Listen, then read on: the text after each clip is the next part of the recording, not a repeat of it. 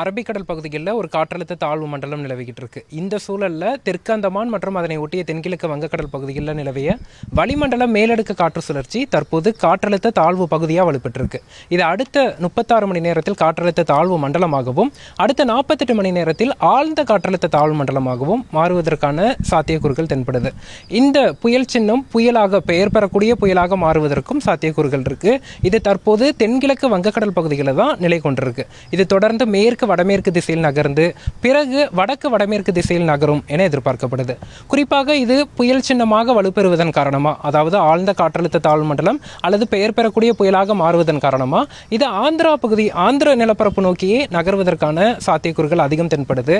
இருந்த போதிலும் புயல் ஆந்திரா நோக்கி நகர்ந்தாலும் கூட நமக்கு தமிழகத்தை பொறுத்தளவுக்கு சென்னை, திருவள்ளூர், காஞ்சிபுரம், செங்கல்பட்டு மாவட்டங்களில் அக்டோபர் 27, 28 ஆகிய தேதிகளில் மழைப்பொழிவுக்கான சாத்தியக்கூறுகள் இருக்கு. ஏன்னா இது மேற்கத்திய இடையூறுனால பாதிக்கப்படும் போது விண்ட்ஃபியர், அதாவது வளிமண்டலத்தில் இருக்கக்கூடிய காற்றின் போக்கில் பாதிக்கப்பட்டு அந்த மேகக்கூட்டங்கள் தெற்கு பகுதியில், புயலோட தெற்கு பகுதியில் உருவாகி நமக்கு சென்னை, திருவள்ளூர், காஞ்சிபுரம் பகுதிகளுக்கு சாதகமாக அமைவதற்கான சாத்தியக்கூறுகள் தென்படுது. இதை ஓரிரு நாட்களில் நம்ம உறுதிப்படுத்தலாம். அதே சமயத்தில் பிற மாவட்டங்கள், கடலூர் முதல் விழுப்புரம் முதல் கன்னியாகுமரி வரையிலான கடலோர மாவட்டங்கள், மத்திய மாவட்டங்கள், டெல்டா மாவட்டங்கள், தென் மாவட்டங்களில் இந்த புயலினால் எந்தவித பாதிப்பும் இருக்காது. அடுத்த 2 நாட்கள் பொறுத்தளவிற்கு வானம் பொதுவாக மேகமூட்டத்துடன் இருக்கும். இரவு நேரத்தில் இடியுடன் கூடிய மழை ஆங்காங்கே பதிவாகும். இந்த புயலின் நேரடி பாதிப்பு இல்லாவிட்டாலும் அக்டோபர் 27, 28 ஆகிய தேதிகளில் சற்று சென்னை, திருவள்ளூர், காஞ்சிபுரம், செங்கல்பட்டு மாவட்டங்களுக்கு சாதகமாக அமைந்து மழைப்பொழிவு கொடுப்பதற்கான சாத்தியக்கூறுகள் தென்படுது. இப்போது புயல் ஆந்திரா நோக்கி போகுதுன்னு சொல்லியிருக்கீங்க.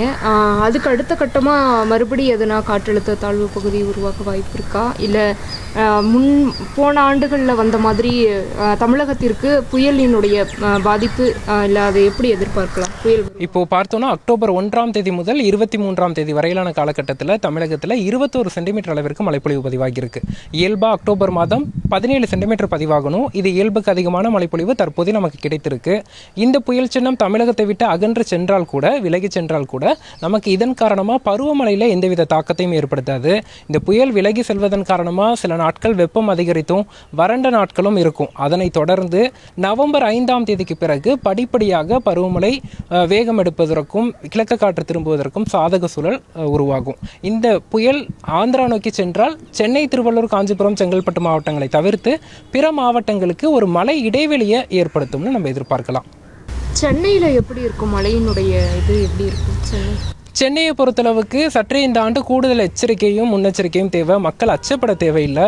இது தற்போது தான் பருவமழை தொடங்கியிருக்கு. இருந்த சூழலும் நமக்கு தொடர்ச்சியாக பெய்து வரும் மழையின் காரணமாக மண்ணில் ஈரப்பதம் அதிகரிச்சிருக்கு.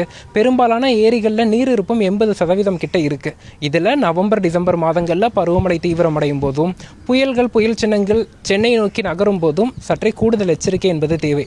அதே சமயத்தில் ரெட் அலர்ட்னு ஒன்று கொடுத்தாலே வெள்ளப்பெருக்கு ஏற்படுங்கிற ஒரு மனப்பான்மையும் மக்கள்கிட்ட இருக்குது. அது அப்படி இல்லை. ஓரிரு பகுதிகளில் 20 சென்டிமீட்டருக்கு மேலே மழைப்பொழிவு பதிவானாலே ரெட் அலர்ட் எச்சரிக்கை கொடுக்கப்படும். அது வேறு, வெள்ளப்பெருக்கு ஏற்படும் அளவிற்கு பெருமழை என்பது வேறு. இதை அறிந்து அதற்கு தகுந்தாற் போல மக்கள் திட்டமிடுவது நல்லது.